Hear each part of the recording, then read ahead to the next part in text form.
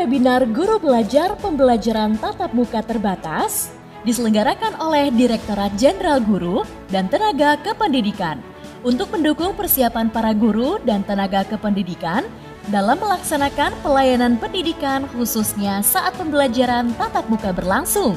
Seri webinar Guru Belajar Pembelajaran Tatap Muka Terbatas akan menyediakan berbagai materi dan pengalaman menarik dari berbagai kalangan. Mulai dari praktik baik pembelajaran tatap muka terbatas, penerapan protokol kesehatan di sekolah, tips pembelajaran di masa pandemi, pemanfaatan teknologi, dan berbagai inovasi pembelajaran. Seri webinar Guru Belajar Pembelajaran Tatap Muka Terbatas akan diselenggarakan mulai dari 31 Mei sampai 2 Juli 2021 yang dapat Anda saksikan dalam bentuk webinar dan podcast. Dan saksikan webinar dan podcast Guru Belajar Pembelajaran Tatap Muka Terbatas di YouTube, Zoom, portal Ayo Guru Berbagi. Ayo ikuti seri webinar Guru Belajar Pembelajaran Tatap Muka Terbatas. Mari berikan pembelajaran terbaik kepada anak-anak Indonesia.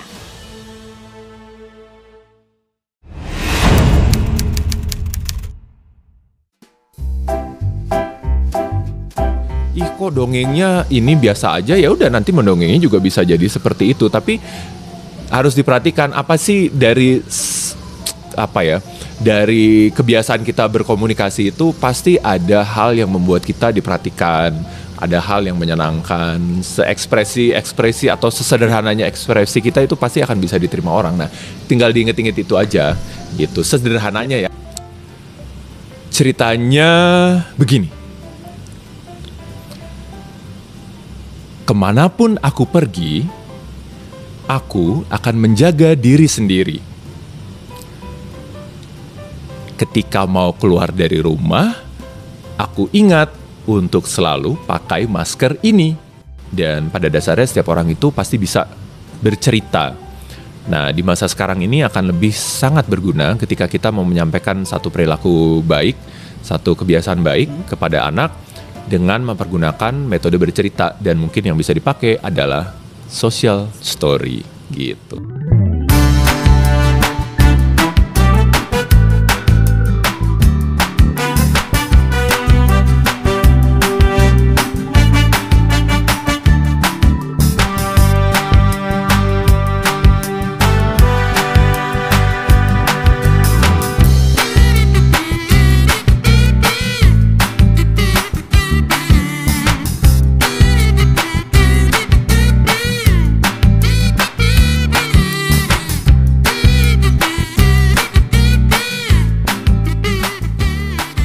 Hai, balik lagi ke sama saya, Adi Arsandi di senior tamat kita podcastnya P4TK, TK dan PB Bandung. Masih bersama Kak Aryo di sini.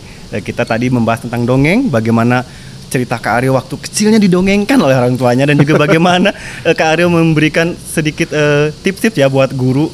Kalau untuk mendongeng itu seperti apa, kita harus menyiapkan apa saja. Nah, sekarang kita akan masuk ke bahasan yang mungkin lebih sedikit serius ya Kak Aryo ya. Boleh. Nah, tentang teknik social story. Saya juga baru dengar nih teknik social story dalam mendongeng.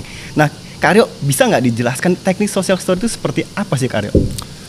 Baik, teknik social story itu dia adalah salah satu metode yang sekarang jadi bagian dalam mendongeng.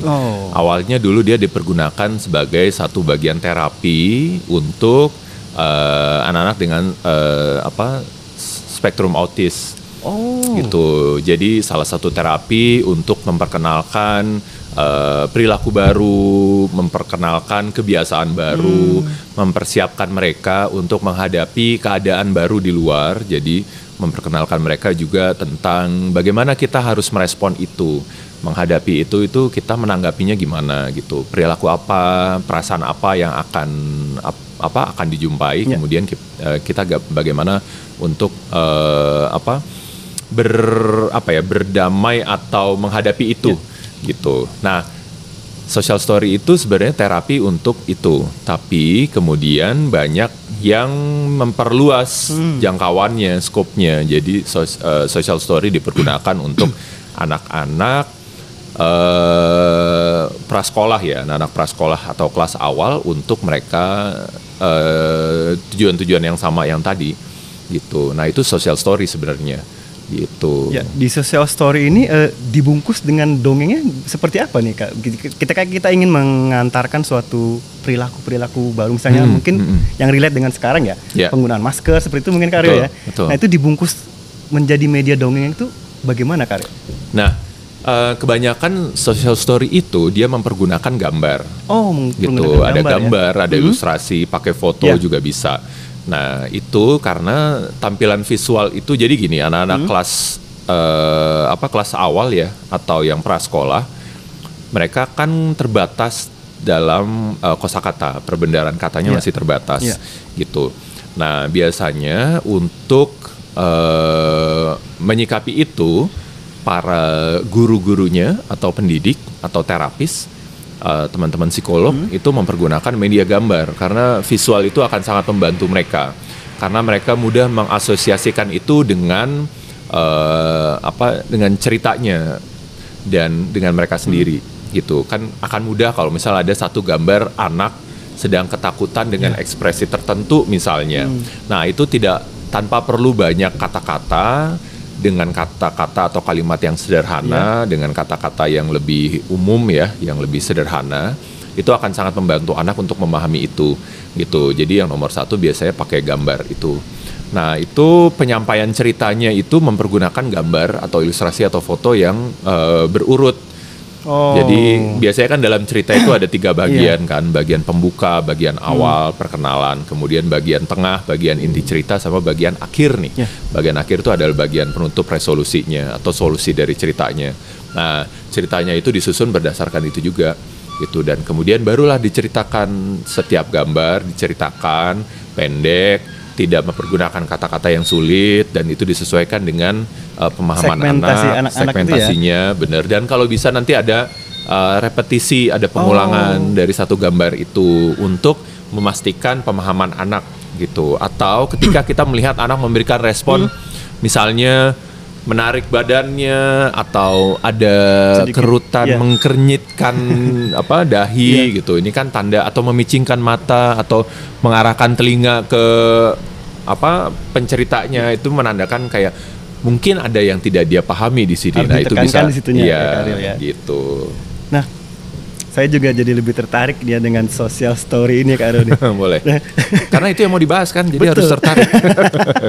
Tapi Kak Aryo, terkadang ya ketika guru nih mendongeng di depan murid-muridnya, pasti ada kan ya kendala-kendala yang dihadapi nih, anaknya berisik lah. Atau juga ceritanya belum selesai tapi sudah mungkin tidak tertarik gitu ya. Nah itu bagaimana Kak Aryo menyikapi hal tersebut? Oke. Nah berkaitan sama social story sebenarnya ada beberapa step yang harus dilakukan, ada beberapa langkah nih yang harus dilakukan, dan ini mungkin akan membantu guru, orang tua, terapis, psikolog, atau teman-teman siapapun yang mau melakukannya untuk lebih mudah menarik perhatian dan membantu untuk jadi fokus sama ceritanya itu sendiri gitu.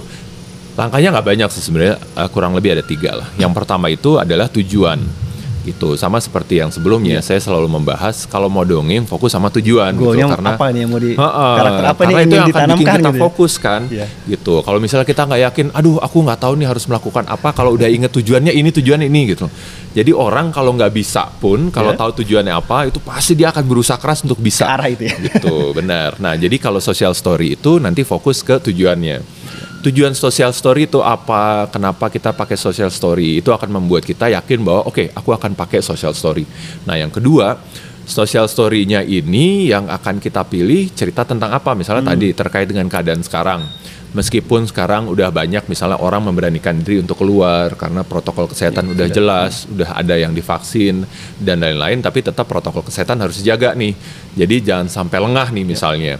Jadi mengingatkan kembali ke anak-anak untuk tetap apapun mau ngapain tetap harus cuci tangan atau harus selalu pakai masker ya. Kecuali kita ya, karena kita udah dites ini segala macam, jadi insya Allah aman lah ya. Nah, kalau keluar kan tempat publik kan kita nggak tahu orang-orang yang lain kan gitu. Jadi kita mengingatkan misalnya anak-anak 2 itu. Nah harus dicari tujuannya apa. Oke, tujuannya untuk mengingatkan anak untuk pakai masker misalnya. Kemudian untuk selalu cuci tangan. Kenapa sih, Erun? Nah, karena ini ada dua topik yang berbeda, jadi nggak boleh nih digabung. Harus fokus satu. Jadi nanti dalam satu cerita itu fokus pakai masker gitu. Harus fokus rajin cuci tangan gitu. Karena ini nggak bisa digabung karena terlalu banyak topik dan temanya. Nah, pilih misalnya apa dulu yang penting nih, yang urgent nih gitu. Oke, kalau misalnya cuci tangan nanti mungkin orang tuanya bisa mendampingi dan mengawasi kan kalau mereka mau ngapa-ngapain kan. Tapi kan kalau anak lagi kemana-mana takutnya, wah seru maskernya copot-copot, itu kan tanpa sadar kan. Nah berarti harus dipakai. Kalau dia belum cuci tangan, ada masker, ini kan menghindari anak untuk nyentuh hidung dan mulut kan gitu. Jadi yaudah, yang pertama mungkin adalah cuci tangan, pakai masker dulu. Nah dari situ harus dikumpulin ini. Apa nih yang mau dipilih? Apakah pakai masker supaya mereka nggak lupa, pakai maskernya di tempat luar atau apa? Nah, tujuan-tujuan itu yang membuat kita fokus sama cerita. Kemudian step kedua adalah kumpulkan informasi sebanyak-banyaknya tentang topik itu. Gitu, masker apa fungsinya, masker mana yang paling tepat, pemakaiannya gimana, apakah boleh pakai masker cuma mulut aja yang ketutup, hidung kebuka, atau malah kebaliknya hidung yang ketutup, mulut yang kebuka, atau malah di bawah gitu. Apakah masker itu boleh cuma nutupin dagu atau leher aja atau apa gitu. Jadi kumpulin informasi sebanyak-banyaknya, kumpulin gambarnya, kumpulin ininya segala macam, baru kemudian diurut, baru yang ketiga susun jadi sebuah cerita yang sederhana. Yang segmented banget sesuai dengan segmentasi anaknya. Usianya berapa, biasanya pemahamannya gimana, kemudian kata-katanya kita kira-kira kosakatanya yang mana, perbendaharaan katanya. Baru kemudian kita mulai ceritakan. Boleh dilatih dulu, boleh dipersiapkan. Nah sebenarnya social story itu persiapannya tiga itu ya. Gitu. Nggak butuh hal-hal yang terlalu rumit sih. Nggak butuh alat bantu yang lain, nggak butuh kostum, makeup dan lain-lain gitu, nggak usah. Berarti medianya sesimpel itu ya? Benar, gambar. Dan itu kan bisa mudah ya. Kalau bisa gambar ya gambar aja. Kalau nggak bisa gambar tinggal cari di internet kan ada banyak ya. Karena ini bukan sesuatu yang komersil sifatnya buat anak sendiri atau buat di sekolah, ya pergunakan itu nggak apa-apa gitu. Idealnya Kak Aryo berapa lama dalam menyampaikan hal tadi? Oh, idealnya nggak lama-lama sih, jangan sampai 10 menit malah. Jadi karena jadi ada istilahnya rentang waktu untuk anak-anak itu fokus gitu. Span attention-nya itu beda-beda. Kalau anak kelas awal TK ini prasekolah mungkin kira-kira 5 sampai 7 menitan gitu. Jadi nggak usah lama-lama sebenarnya. Meminimalkan resiko tadi ya, anak-anak yang ganggu, bosan benar. Karena kebanyakan kalau waktunya terlalu lama itu yang membuat mereka jenuh. Karena kalau waktunya terlalu lama akhirnya si pendongengnya jadi kayak muter-muter, katanya banyak banget gitu. Ada nggak nih Kak Aryo keyword-keyword yang harus ada di social story ketika mendongeng? Mungkin ada kalimat-kalimat yang harus ditekankan, ada nggak seperti itu? Oke. Yang jelas keywordnya itu mungkin ya untuk panduan ya. Panduannya adalah kata-kata yang positif. Kata-kata yang positif ya. Jadi kalau kita mau meminta atau mengajak anak untuk menggunakan masker, sebaiknya kata-kata yang dipergunakan itu adalah kata-kata yang positif. Kata-kata yang mengajak, kata-kata yang memperlihatkan untuk ke yang baik-baiknya. Persuasif gitu. Ya Kak. Persuasif. Jadi jangan mempergunakan kata-kata yang negatifnya. Jangan memperlihatkan yang misalnya, wah nanti kalau nggak pakai masker kamu akan kena virusnya. Wah kamu bisa sakit, kamu bisa mati. TI bisa apa gitu. Nah itu akan menumbuhkan trauma baru jadinya. Jadi kan biasanya untuk mengajak sesuatu ada dua kan yang bisa dipakai. Bisa mengajak ke yang baiknya, bisa untuk menjauhkan yang jeleknya, jadi ngasih tahu yang jeleknya. Nah, tapi buat anak-anak sebenarnya ketika kita ngasih tahu yang jeleknya, mereka akan melakukan yang baiknya, tapi ada traumanya juga. Gitu, karena kan itu tergantung dari perkembangan psikologi anak dan lain-lain kan. Nah jadi itu ya juga yang harus diperhatikan. Jadi sebaiknya ke yang baiknya kasih contoh yang baiknya dan kasih hasil yang baiknya. Kalau kita pakai masker, nanti maskernya akan membuat kita sehat karena kita terhindar dari virusnya gitu. Jadi jangan kasih udahlah jangan kasih contoh yang jeleknya dulu gitu. Oke, sahabat luar biasa masih bersama kita nih ya di sini di bincang-bincang dengan Kak Aryo di taman kita Siniar MP4 TK PRB Bandung. Nah, saat lagi nih kita masih terus mendongeng tentang social story, namun saat lagi kita akan membahas lagi tentang bagaimana Kak Aryo akan mendongeng nih. Kita akan mendengarkan contoh nih dari Kak Aryo yang akan mendongeng. Kapan? Sesaat lagi hanya di Siniar MP4 TK dan PRB Bandung.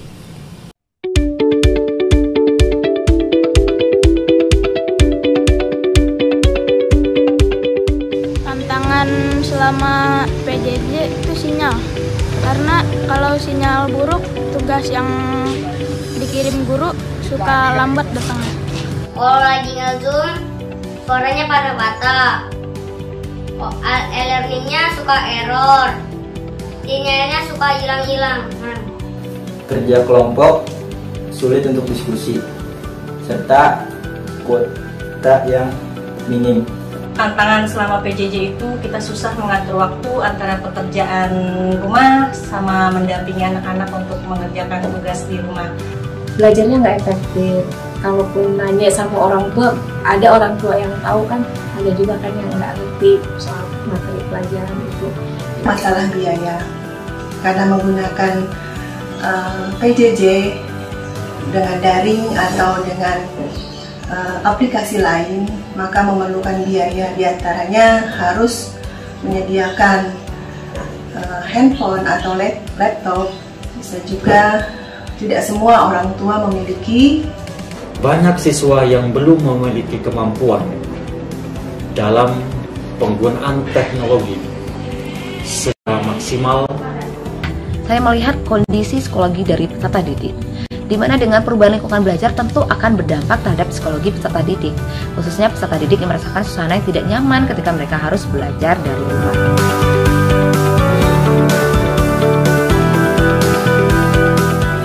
Ingin sekali belajar bertatap muka langsung. Aku mau banget sekolah seperti biasa. Aku pengen tatap muka ketemu teman-teman, soalnya udah lama nggak ketemu teman-teman juga. Keinginannya sudah pasti ya mau tatap muka agar materi-materi dari guru itu tercerna ke otak. Sebagai orang tua kami sangat berharap untuk pembelajaran secara tatap muka, tetapi tetap mengikuti protokol kesehatan dari pemerintah. Dan kami juga sangat berharap tatap muka segera dilakukan, karena interaksi anak-anak dengan sekolahnya atau dengan guru-gurunya itu sangat membantu mereka dalam pengembangan diri.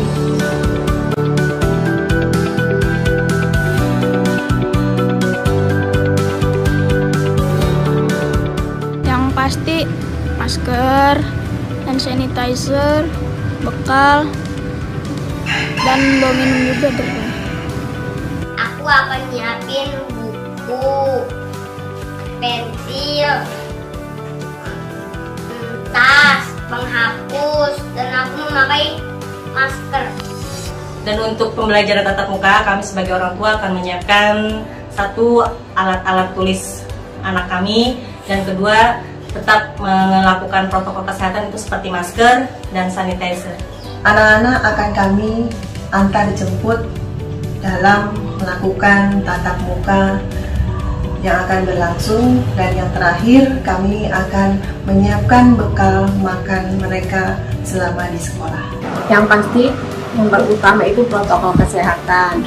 Kedua, pembekalan untuk anak saya tuh pembekalan edukasi soal COVID, biar dia bisa menjaga diri atau menjaga jarak atau membentengi diri supaya ngerti bagaimana harusnya di sekolah. Kami mempersiapkan dengan melakukan koordinasi dengan pemerintah setempat, kemudian kami juga berkoordinasi dengan wali siswa atau orang tua siswa dengan melakukan sosialisasi dengan dua tujuan. Yang pertama adalah mendengarkan pendapat orang tua ketika sekolah akan bukakan kembali. Kemudian yang kedua adalah memastikan orang tua untuk menyiapkan anak mereka dengan protokol kesehatan yang ketat ketika kembali ke sekolah. Ketersediaan sarana sanitasi dan kebersihan seperti toilet bersih, sarana cuci tangan dengan air mengalir, menggunakan sabun, serta cairan pembersih tangan atau hand sanitizer. Pada kegiatan tatap muka di sekolah, siswa kami terdiri dari 590 siswa. Jadi kami menggunakan hanya 6 rombel. Satu rombel itu terdiri dari 30 siswa, kurang lebih 30 siswa. Namun kami bagi menjadi 3 kelompok. Jadi satu kelompok itu terdiri dari kurang lebih 10 sampai 12 siswa dalam satu kelompoknya. Satu kelompok itu mempergunakan waktu selama 1 jam untuk pembelajaran. Jadi pembelajaran itu dilaksanakan dengan menggunakan penjelasan saja kepada siswa, penugasan tetap dilakukan di rumah.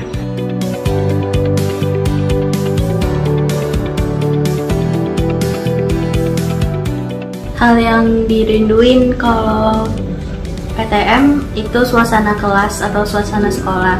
Bersosialisasi secara langsung, bertemu teman. Aku rindu teman-teman, guru, dan juga belajar di kelas. Aku kangen banget kumpul-kumpul sama teman-teman, belajar bareng. Sudah 1 tahun kita menjalankan pembelajaran jarak jauh. Dan karena PJJ yang berkepanjangan ini kita sudah merasakan banyak dampak negatifnya. Antara lain, kesenjangan hasil belajar, juga banyak anak-anak yang mulai putus sekolah, mereka bekerja, atau bahkan menikah di usia dini. Ini antara lain mengakibatkan ketuntasan kurikulum tidak tercapai dan meningkatnya stres di kalangan murid dan orang tua murid. Stres juga merebak di kalangan tenaga didik yang kurang menguasai hal ehwal PJJ. Berdasarkan hal tersebut, maka rencana untuk membuka kembali PTM atau pembelajaran tatap muka patut didukung. Protokol kesehatan harus diterapkan dengan ketat. Untuk itu perlu diterapkan sistem rotasi masuk sekolah bagi murid. Menjadi penting untuk kita menghadirkan kembali proses belajar mengajar secara tatap muka. Mengapa? Karena kita menghindari learning loss. Nah, kondisi inilah yang harus kita hadapi dan harus kita rubah. Agar pembelajaran itu bisa dilaksanakan lebih efektif, maka Majelis Dikdasmen Pimpinan Pusat Muhammadiyah mendukung rencana pemerintah, khususnya Kementerian Pendidikan dan Kebudayaan, untuk menyelenggarakan pembelajaran tatap muka di sekolah secara terbatas. Harus diakui, tujuan pendidikan sulit tercapai. Kita khawatir sekali akan kehilangan satu generasi. Dengan demikian, tatap muka sebaiknya bisa kita jalankan. Tentu dengan catatan protokol kesehatan harus dikedepankan.